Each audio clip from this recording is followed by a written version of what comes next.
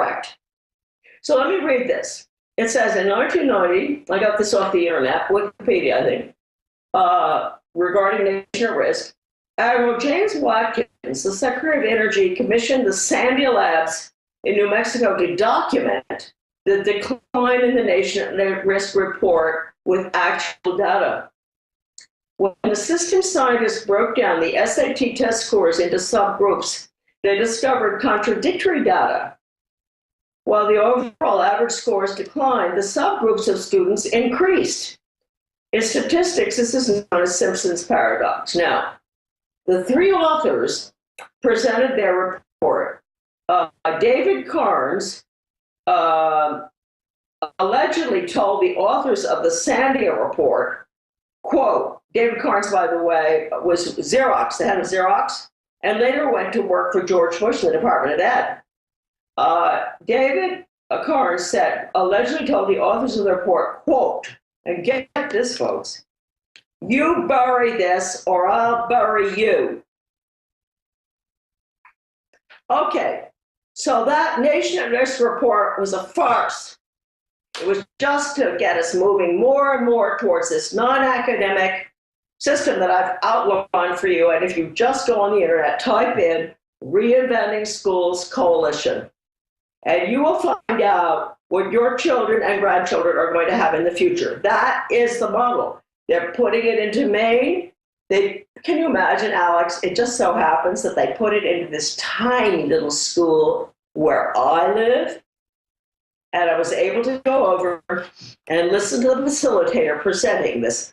No grades. You can graduate, as David Broder said in the Washington Post, at 14 or 21. No ABCD, continuous progress. This is the system that the Baldrige, the Malcolm Baldrige Total Quality Management Award given to the best functioning corporations gets. Folks, you really consider your child as a car? Is that what you really want to have done to your child? You want your child to be trained as workers are who put cars together?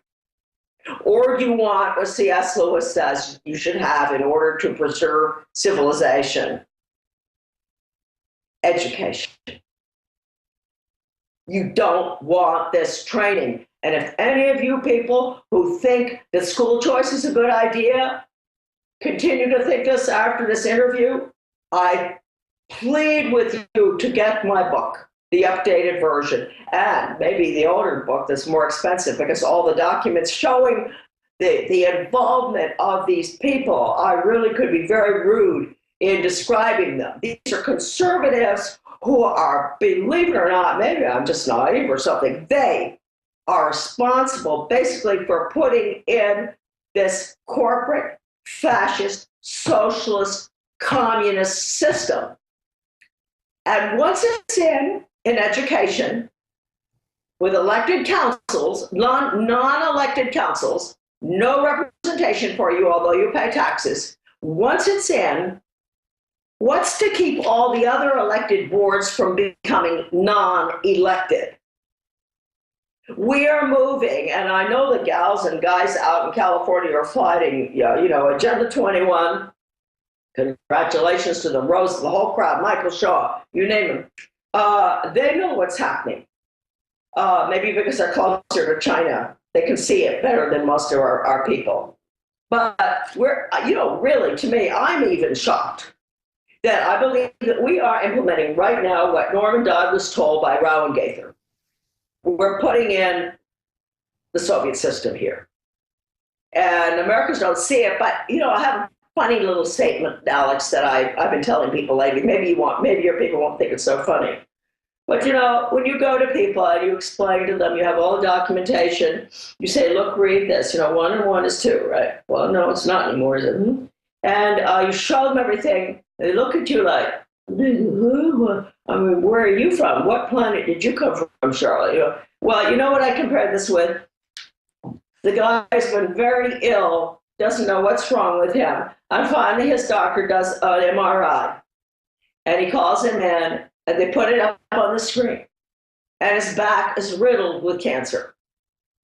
And the guy just looks at the doctor, and he just, like these people with the blank stares, and says, oh, oh, gee whiz, that's interesting. Well, thanks, Doc. Goodbye. Well, Charlotte, looking at this, it just shows us how crazy things have gotten. Let me ask you this question. Why are things accelerating so fast now? And then I should add, people can't go to INFOWARS.com and get the books that are discounted there on the site, and it supports the radio show and what you're doing, what everybody's doing. It gets a free citizen rule book when they do order at INFOWARS.com and then give it to educators. If they can't do that, it's fine, because you, on your website and also on your son's website, you have posted the original big, thick book online for free, along with documents that the globalists have fought to suppress. So why don't you tell people, A, why are they moving so fast right now, if you agree with that statement? I mean, the whole agenda's out in the open. And then B, tell folks about the free online copy of Deliberate Dumbing Down. Okay, Alex, I'm not trying to compliment you, but I think that it's because they're moving fast. Because a very small minority of us are moving fast too, led by you. Not very many of us. Believe it or not, I think that they really are slightly disturbed with us. And as I said in the last interview I had with you, we wouldn't be speaking today. You and I, you wouldn't be able to have any interviews. I wouldn't be able to write, or they probably would have killed me by this time, had it not been for all the other marvelous Americans who have passed on. And all of them are listed in my book under acknowledgments. There are about 60 of them. None of them were connected really with organizations, interestingly enough, right? These were individualist Americans. Very talented judges, lawyers, doctors, wonderful moms, mostly women, actually. So that is why they wanted to bring us down in 1976 with the Declaration of Interdependence. And they didn't get it. And here we are, 2012. I think there's a tremendous movement right now in the United States, really big time. I don't know whether our numbers are doubled or what, but people are really getting with it. And we're getting the research out. And I think that's why they're moving very fast. I don't know, personally, if anybody asks me what our likelihood of being able to stop this unbelievable, well-oiled, funded, greased machine, I wouldn't say we're very. And by the way, Charlotte, I agree with you. It's a catch-22 for them. We stalled them all those years, you and Ron Paul and G. Edward Griffin back in the 70s, 80s, 90s. I came along in the mid-90s with countless others. And so we stalled them. They got behind. The technology developed that they wanted to use to control us. Instead, we hijacked it, the World Wide Web that was going to be worldwide wiretap for them. And so now they're trying to have catch up, but they're in an old paradigm. They're fighting the last propaganda war.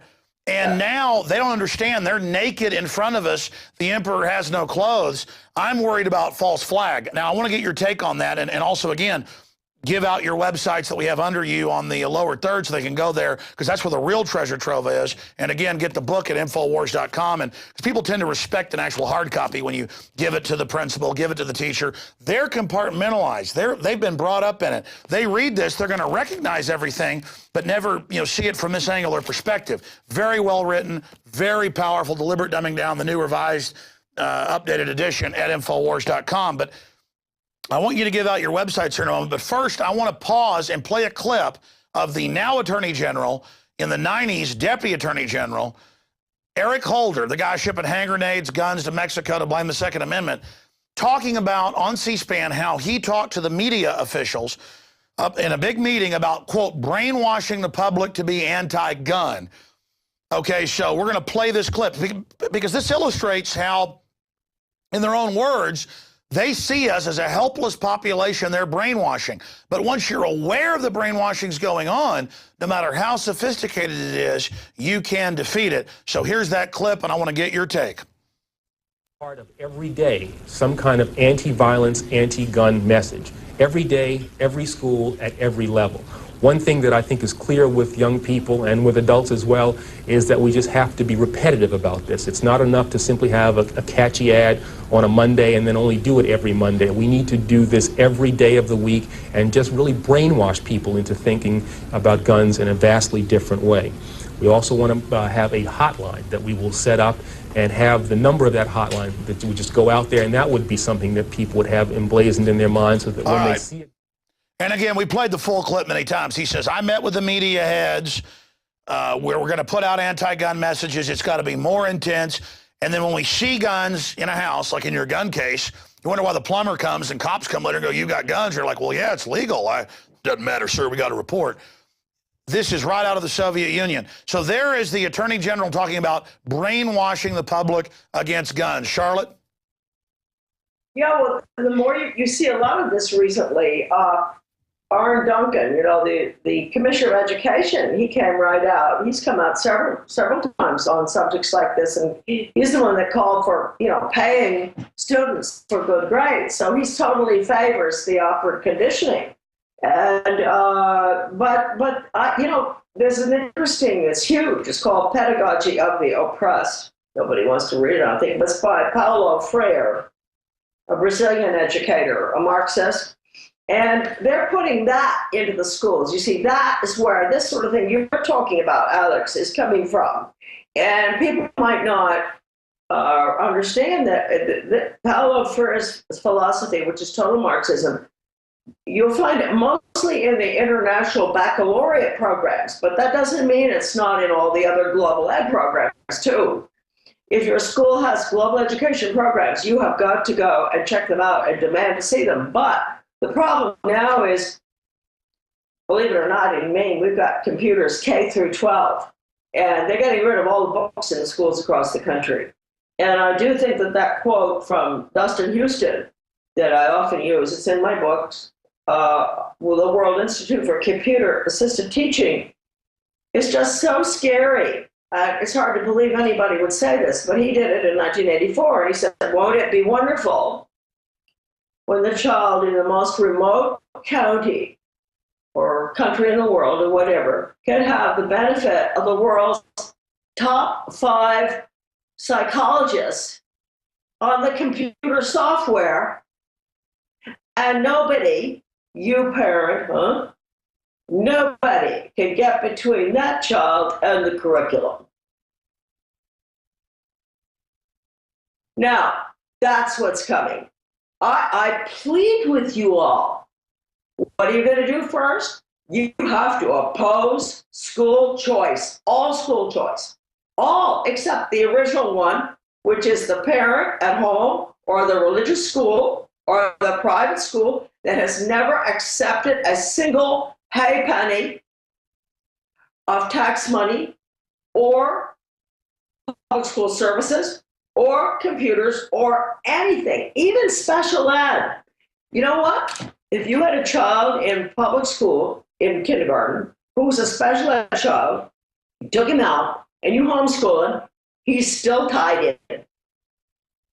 That's how tied in they get you. Do not accept any of the school choice proposals. And I'll tell you that if you can come up with a school choice proposal that is safe and satisfactory, and you don't agree with me. No strings attached. No strings attached. I will send you $1,000. All right, let me stop you right there because I've got to bring this up. My children, the 2 oldest, one is not in, in school yet, she's 4, but the 9-year-old and then the middle daughter, who's 7, they both are homeschooled. And a few years ago, we said, but it's fun to be part of these homeschool groups, these academies that have campuses and everything where they go twice a week.